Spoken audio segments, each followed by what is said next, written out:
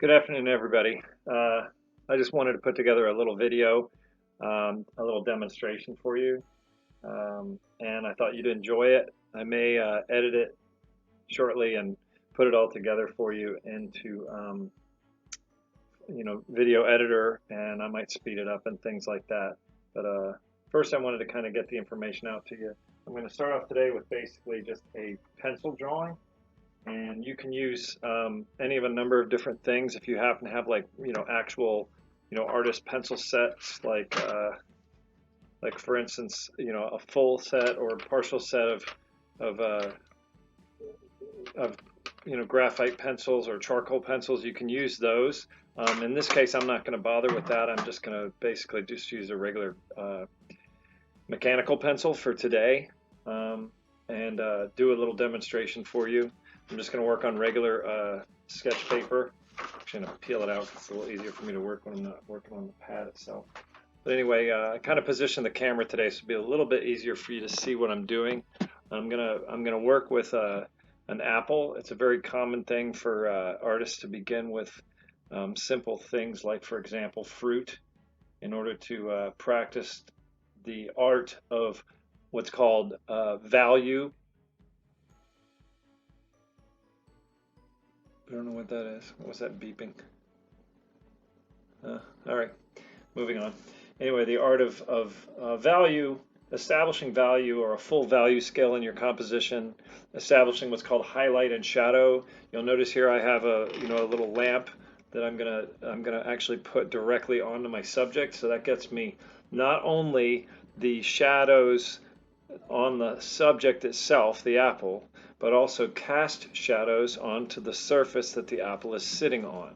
Okay, and I want you to try your best with either setting it all up near a window or setting it up with a light nearby.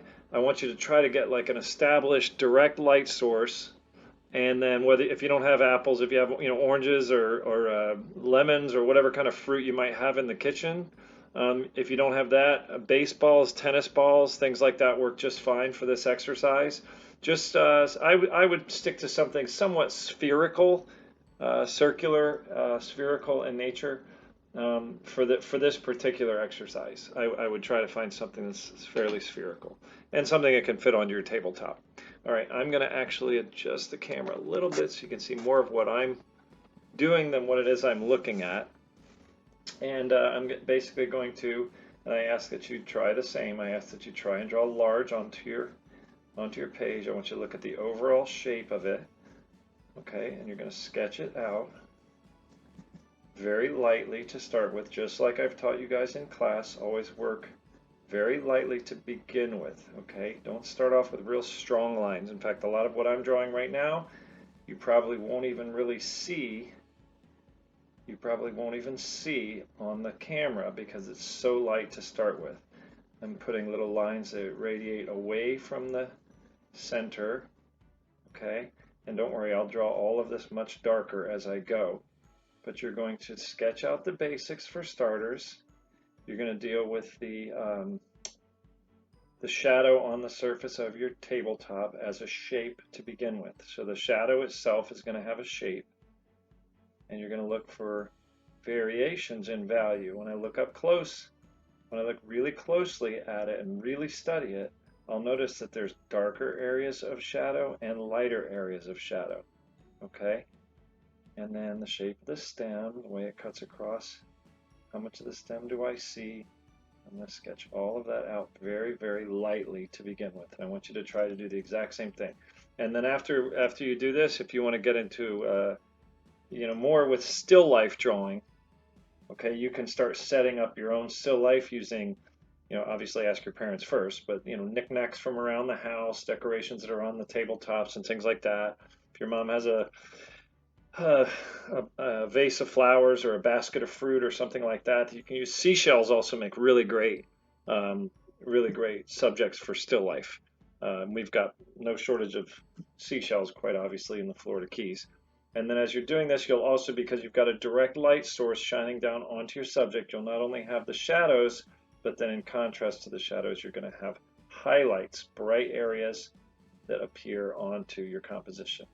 All right, I'm actually going to be quiet now, and I'm actually going to sit and quietly concentrate, which is what I'm going to ask you to try and do along with me.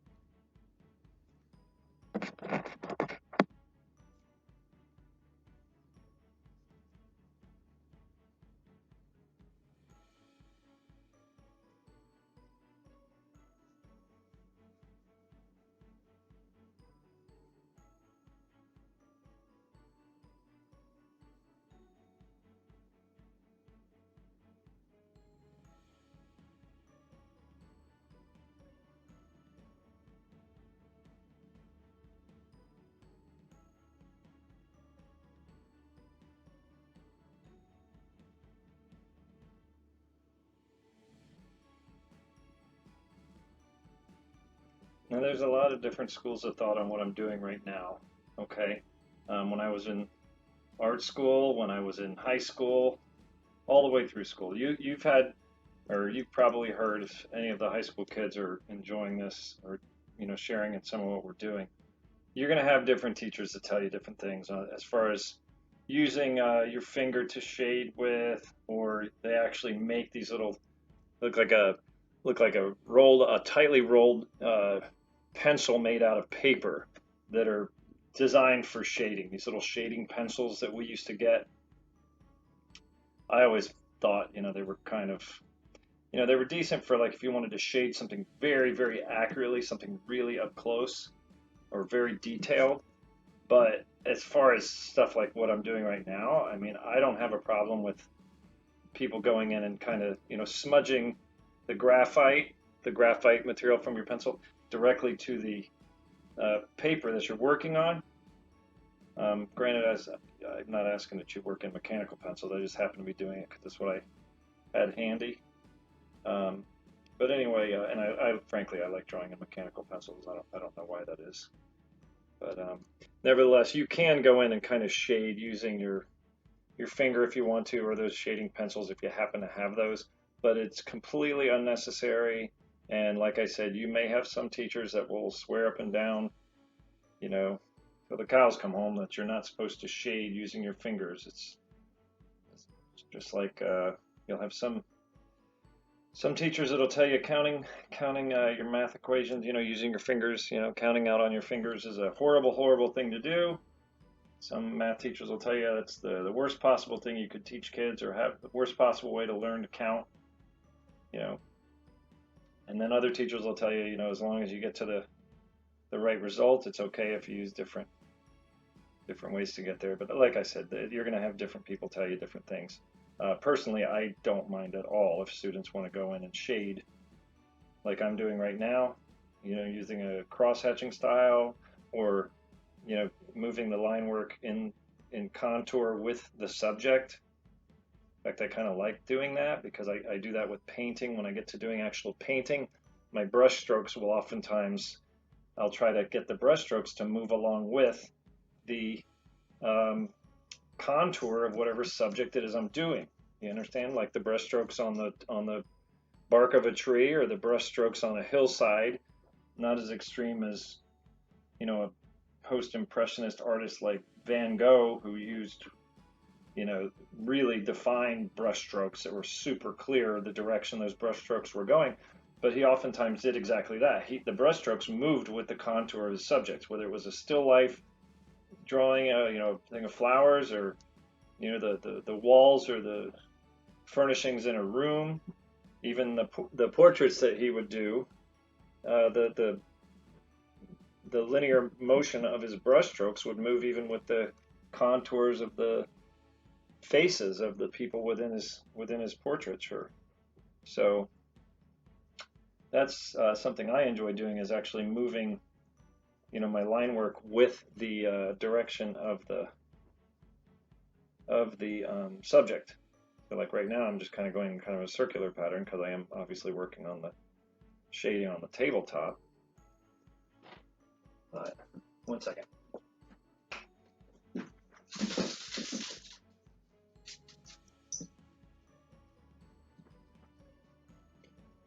Anyway, I think you're getting the basic idea of it. When you really stare closely at your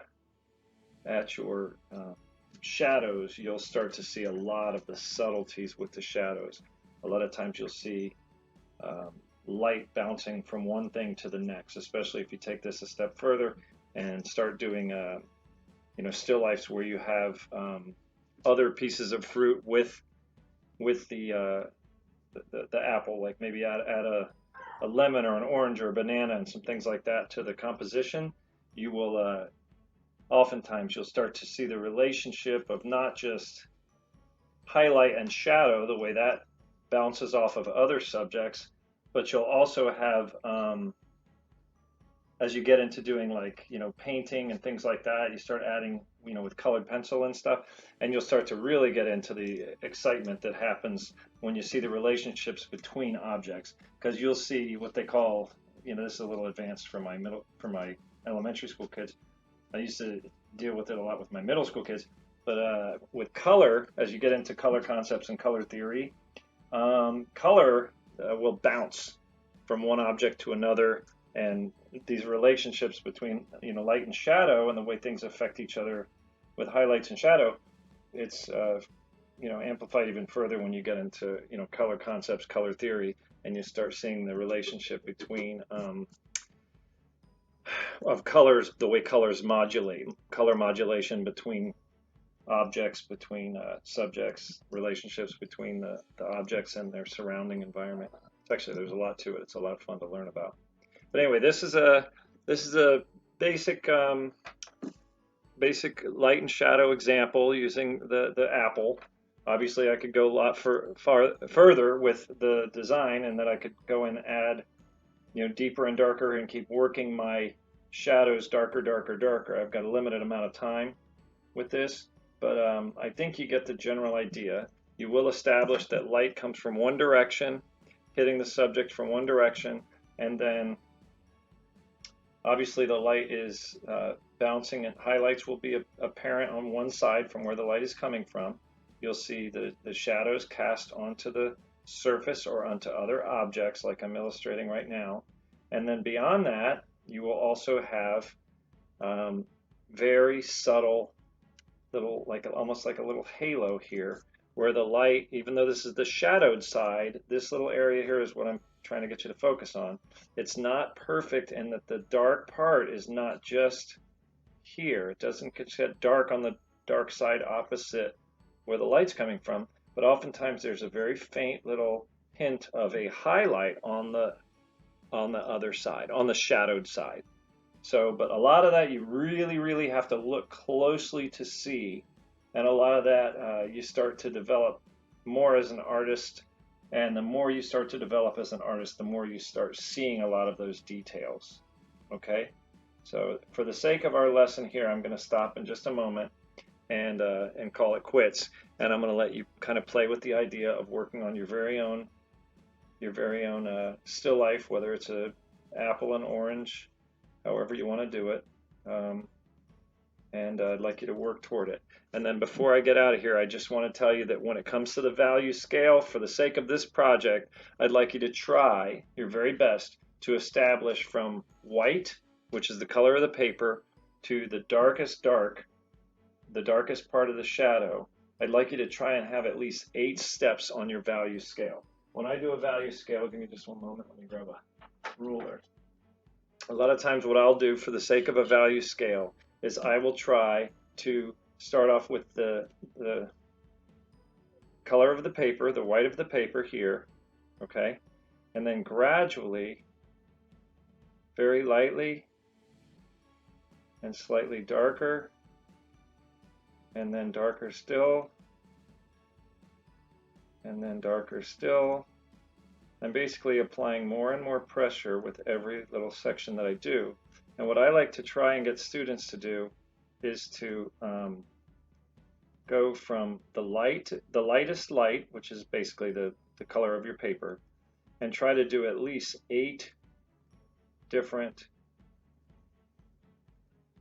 levels of darkness. And each one's going to get darker, darker, darker the more I'm putting pressure on the pencil until I'm to almost, the darkest I can possibly color without snapping the lead off of my pencil. Would breaking a pencil completely. There it goes. I just broke the lead. So, but you'll see here what I've established is the lightest light, which is here, which is the light of the paper. I don't know if you can see that. I'll hold it up closer to the camera in just a second. But you get from the lightest light, okay, to the darkest dark, and that's what we refer to oftentimes as a full value scale, from the darkest dark to the lightest light. And I would try to get at least 8 steps between those, okay? And obviously I could keep going with this and create a much deeper, darker composition to give it more and more and more contrast, but my lighting's a little off here, but You kind of get the idea. Okay, so that's a good starting point for you for still life, and I will see you again very soon. Try your best to do something like this, and then get a picture to me so I can see what you came up with. And then the next step, we will start working on some color. If you have colored colored pencils, that'd be great. We're going to work on some colored pencil work very, very soon. Okay? Thanks very much, and have a great day. Okay? Miss you guys.